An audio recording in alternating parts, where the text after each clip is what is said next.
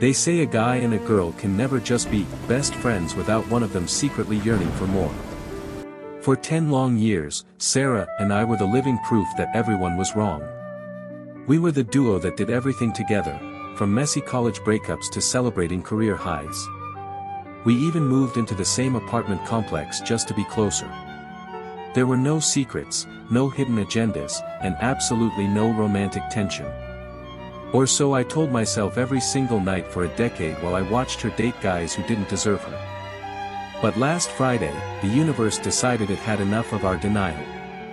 The rain was pounding against the glass like it was trying to break in, the wine was flowing a bit too fast, and in one reckless hour of shared breath and skin, we crossed a line we spent a decade drawing. Now, the silence between us is louder than the thunder outside. We broke the only rule that kept us together: don't ever let it get physical. And in doing so, I think I lost the only person who ever truly loved me. To understand how much we lost, you have to understand the foundation we built. Sarah wasn't just a friend, she was my soul's safety net. When my ex-fiancé walked out on me 3 years ago, Sarah was the one who sat on my kitchen floor at 3 a.m., cleaning up the glass from the pictures I'd smashed. She didn't judge, she just existed there with me. We had a pact made back in our sophomore year of college, a sacred law, as we called it. We saw how sex ruined every friend group we knew. We saw how one night of passion turned inseparable best friends into awkward strangers. So, we promised that no matter how lonely the world got, we would remain each other's platonic constant. We were the safe harbor. I knew her coffee order, her fear of spiders, the exact way she crinkled her nose when she was lying, and the way her voice changed when she was about to cry. But I never realized that I was also lying to myself. I had memorized the map of her soul, but I was forbidden from ever touching the map of her body. That Friday night started like any other routine night. A movie we'd seen a dozen times, a large pepperoni pizza, and a bottle of Cabernet that was supposed to last us the whole evening. But as the rain grew heavier outside, the conversation drifted away from our usual office gossip and silly jokes. We started talking about our failures in love, really talking. Sarah looked at me, her eyes slightly glazed from the wine, her hair falling messy over her shoulders. She asked, "Mark, why is it that the people who love us the most are always the ones we aren't supposed to be with? Why do we keep looking for something that might be right in front of us?" The room suddenly felt smaller, the air thicker. The space between us on the couch, which used to feel like a mile of safety, now felt like an inch of electric tension. I could hear her heart beating, or maybe it was mine. I could smell the vanilla and lavender in her hair. Every time our knees touched, a jolt went through my spine, a feeling I had spent years shoving down into the darkest corners of my mind. The tension became suffocating, almost physical. It was no longer about the movie playing in the background, it was about the heavy, unsaid words hanging between us. I reached for the wine bottle at the same time she did, and our fingers locked. Usually, we'd laugh it off with a joke. This time, nobody laughed. She didn't pull her hand away. Instead, she leaned in closer, so close I could feel the heat radiating off her skin. Her eyes searched mine, looking for permission, for a sign, or maybe for an excuse to stop. She whispered my name in a way I had never heard before. It wasn't the voice of my best friend, it was the voice of a woman who was tired of being lonely while sitting next to the man she wanted. In that moment, 10 years of logic and facts evaporated. I reached out, my hand trembling as I tucked a stray hair behind her ear. I felt her shiver under my touch, and for the first time in a decade, I didn't pull back. I leaned in. The first kiss wasn't like the ones you see in movies, it wasn't soft or poetic. It was desperate. It was hungry. It was the sound of a dam finally breaking under the weight of 1,000 suppressed desires and 10 years of what-ifs. When my lips finally met hers, it felt like coming home and starting a fire at the same time. We weren't Sarah and Mark anymore, we were two people who had been starving for each other without even realizing it. We stumbled toward the bedroom, our hands unable to stay still for even a second. Every touch felt like a discovery. Her skin was softer than I imagined, her breath hotter. Stripping away our clothes felt like stripping away the identity we had carefully built for a decade. In the heat of that hour, every boundary we had ever set was shattered into a million pieces. The way she pulled me closer, the way she whispered my name into the dark, it was a symphony of passion that we both knew, deep down, would have a heavy price the next morning. But in that moment, under the shadows of my bedroom, we didn't care about the price. We only cared about the feeling of finally being one. After the storm passed, the silence that followed was the most terrifying thing I have ever experienced.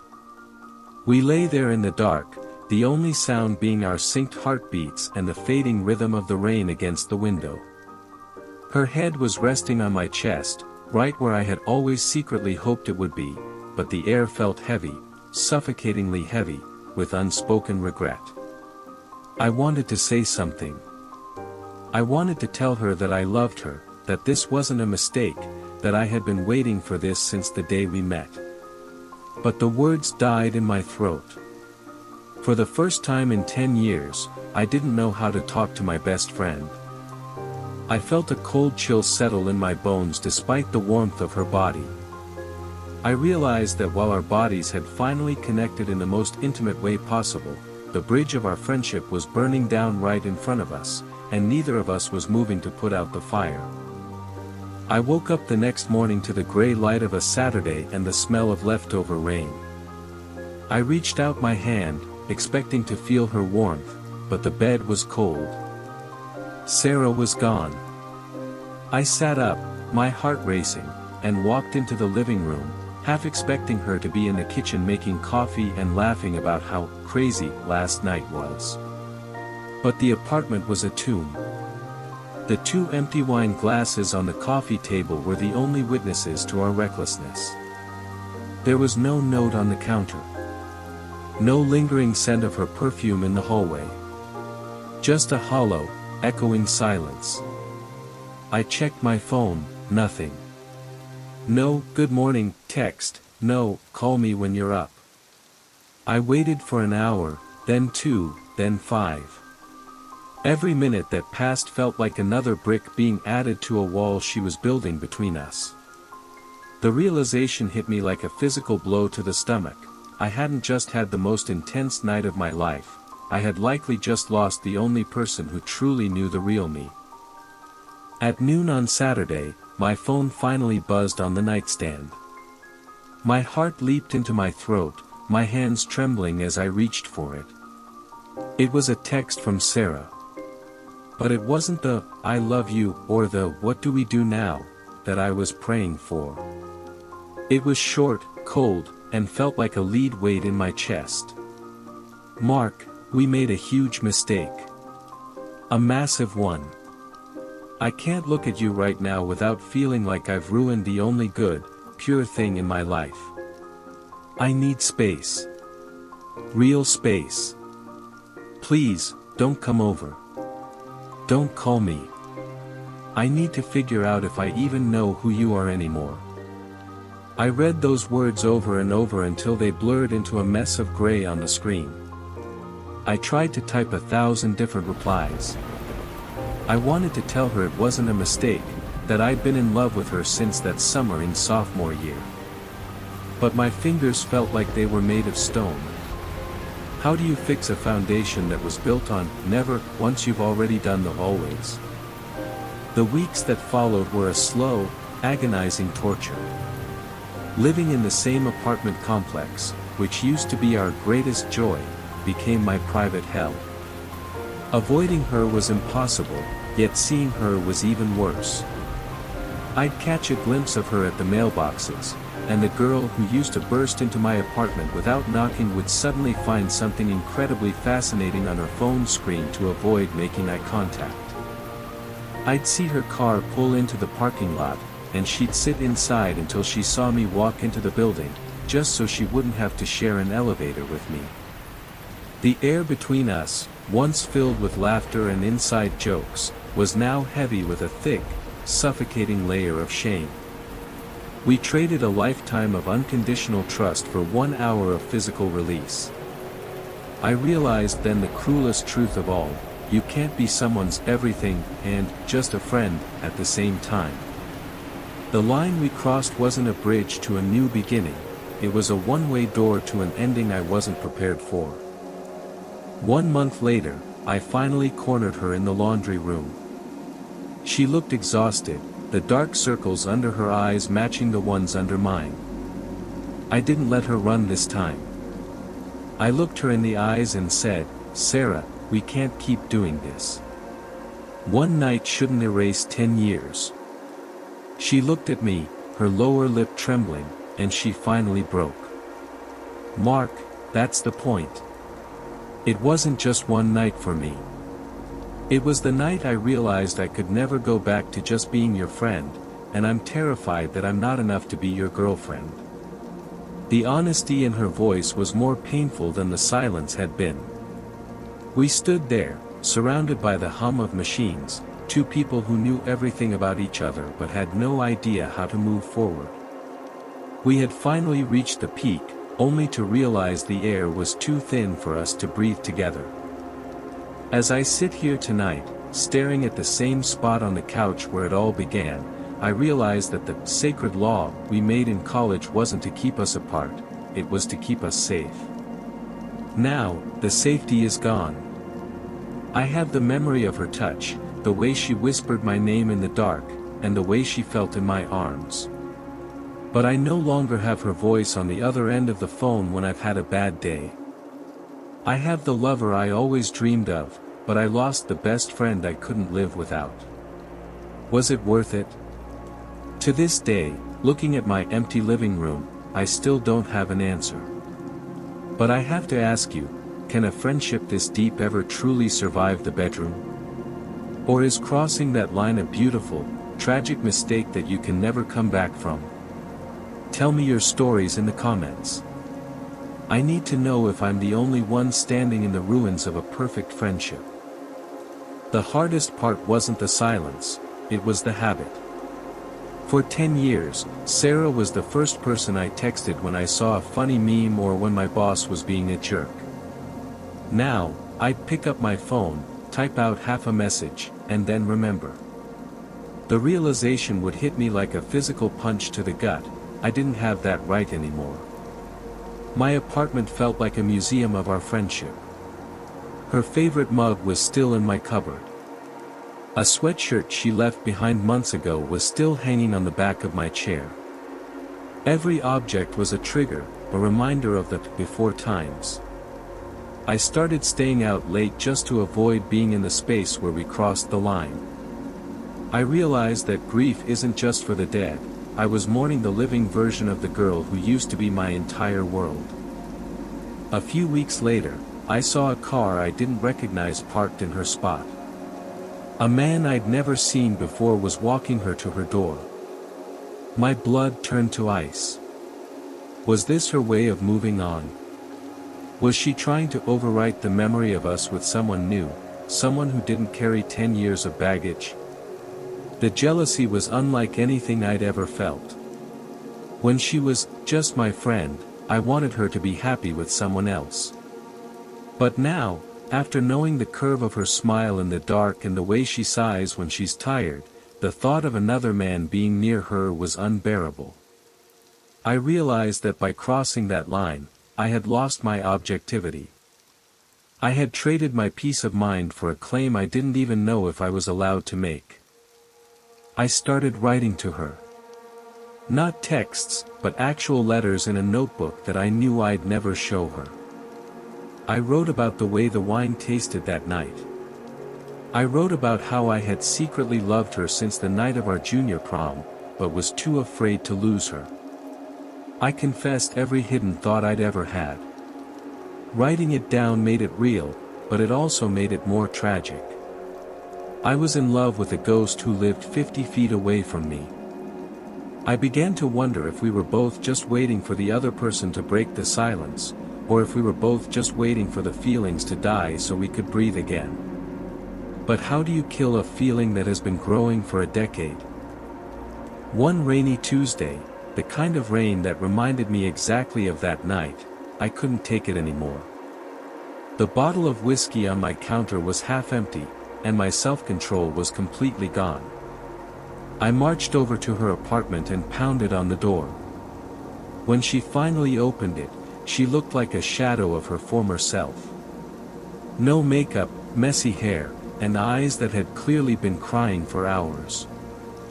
I didn't even say hello. I just looked at her and asked, was I really that much of a mistake? Was 10 years of us not worth one night of being human? She didn't scream. She didn't push me away. She just leaned against the doorframe and whispered, "It wasn't that you were a mistake, Mark. It's that you were the truth. And the truth is too terrifying for me to handle." We stood there in the hallway, the air between us vibrating with everything we were too scared to say. She let me in, and for the first time in weeks, I was back in her space. But it felt different. It felt like standing in a house that had been gutted by fire. We sat at her kitchen table, a mile of silence between us. "I see you with him," I said, my voice cracking. "The guy in the silver car." Sarah let out a bitter laugh. "He's a colleague, Mark." I was trying to prove to myself that I could be around a man without feeling whatever it is I feel when I'm with you. But it didn't work. Every time he touched my arm, I felt sick because it wasn't your hand. Every time he spoke, I wanted to tell him to shut up because he didn't know the things you know about me. In that moment, I realized we were both drowning in the same ocean, just in different lifeboats. We spent the next 4 hours talking, really talking, for the first time since we crossed the line. We admitted that the friendship was dead. There was no going back to just friends. That version of us was buried under the sheets of my bed. The choice was simple but brutal: either we become everything to each other, marriage, kids, a lifetime together, or we become nothing. No more late-night movies, no more coffee runs, no more 3 a.m. phone calls. "I'm scared, Mark," she whispered, her hand finally reaching across the table to touch mine. "What if we try to be us and we fail? Then I don't just lose a boyfriend. I lose my entire world." I looked at her and realized that the safe life we lived for 10 years was actually just a slow way of dying. But was I brave enough to risk the ending for a chance at a real beginning? As we sat there in the dimly lit kitchen, the weight of our old college pact felt like a ghost sitting at the table with us. "Remember the night we made that promise?" Sarah asked, her voice barely a whisper. "We were 20, sitting on that shitty dorm balcony, watching the stars. We promised that no matter how messy life got, we'd be the one constant. We thought we were being smart. We thought we were protecting ourselves." I looked at her, and for the first time, I saw the anger behind the sadness. We weren't being smart, Sarah. We were being cowards. We were so afraid of losing what we had that we never allowed ourselves to have what we actually wanted. The realization was bitter. We had spent a decade building a beautiful house made of glass, and one night of honest passion had shattered it into a million jagged pieces. Now, we were just standing in the wreckage, bleeding from wounds we couldn't even see. Then, she said something that changed everything. She stood up, walked to a drawer, and pulled out a small, worn-out Polaroid. It was a photo of us from 5 years ago, at my sister's wedding. I was looking at the camera, but Sarah was looking at me with an expression that made my heart stop. "I've loved you since then, Mark," she confessed, tears finally spilling over. "Every time you brought a girl home, every time you asked me for dating advice, I felt like I was dying. I stayed, just your friend, because I thought that was the only way I could keep you in my life. I crossed that line last Friday not because I was drunk, but because I couldn't breathe under the weight of that secret anymore. I didn't ruin our friendship, I ended my own torture." I was stunned. All this time, I thought I was the one hiding feelings, while she was the one holding us back. We had both been playing a role in a play that neither of us wanted to act in. The atmosphere shifted from sadness to a raw, pulsating desperation. I walked over to her, taking her face in my hands. "Then why are we running? If we both wanted this, why are we letting one night destroy us?" "Because now it's real," she cried out, pushing me back slightly. "Before, it was a fantasy. Now, if I lose you, I lose the person who knows my favorite song, the person who knows why I hate my father, the person who knows how I take my tea. If we date and we break up, Mark, I don't just lose a lover. I have to move out. I have to change my phone number. I have to erase 10 years of my life. I'm not sure I'm strong enough for that." She looked at me with a terrifying clarity. "So here is the choice. We walk away right now, move out of this building, and never speak again to preserve the memory of what we were. Or, we go all in. No, testing the waters. No, seeing where it goes. We commit, or we quit. Completely." After Sarah gave me that ultimatum, I didn't have an answer. My brain was a chaotic mess of fear and desire. I walked back to my apartment, but it didn't feel like home anymore. It felt like a prison. I spent the next 48 hours in a trance. I didn't eat, I barely slept. I kept looking at my phone, waiting for her to take it back, to tell me she was joking. But the silence from her end was absolute. She was serious. This was the end of the just friends era, one way or another. I realized that our friendship was like a beautiful old tree, strong and deep-rooted, but we had just set the forest on fire. You can't ask the fire to stop burning just because you missed the shade of the leaves. 3 days later, I heard a sound that made my blood run cold. The sound of tape being pulled across cardboard. I walked out into the hallway and saw a moving box sitting outside Sarah's door. My heart didn't just sink, it felt like it had been ripped out. She wasn't waiting for my answer, she was preparing for the worst-case scenario. She was already mourning us. I stood there, watching her through the half-open door as she wrapped her favorite mugs, the ones we used for our Sunday morning coffee, in bubble wrap. Every pop of that plastic sounded like a gunshot to our history.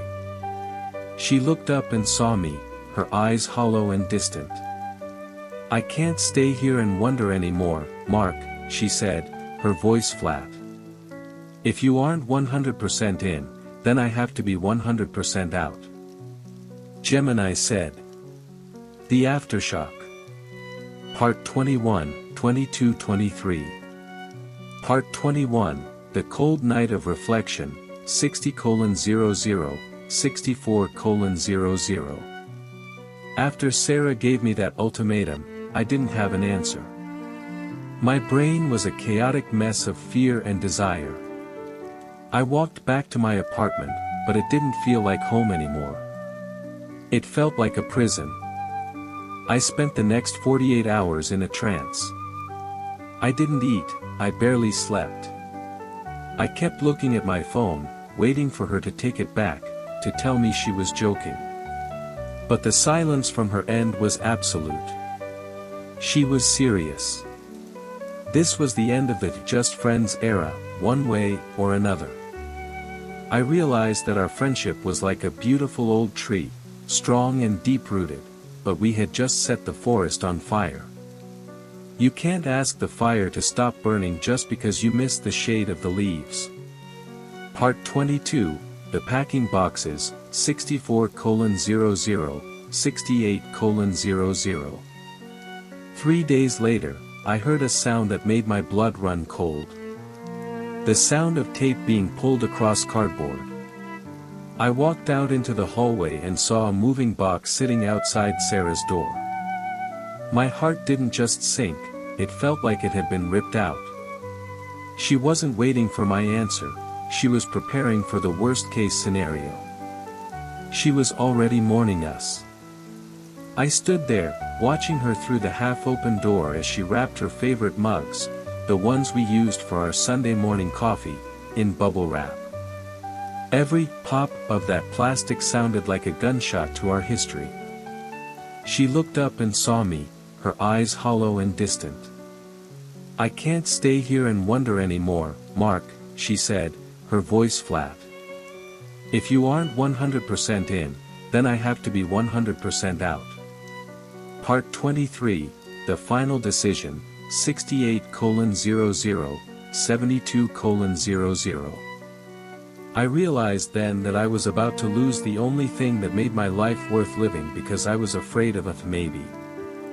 I grabbed the tape out of her hand and threw it across the room. "Stop," I told her. "Stop packing. Stop running." She looked at me, trembling. "What are you doing?"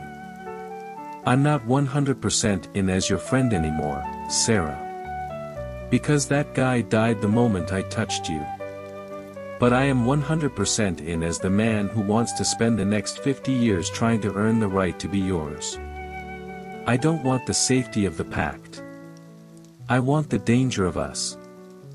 It was a gamble. The biggest one of our lives. We didn't know if we'd be together forever or if we'd be strangers in a year.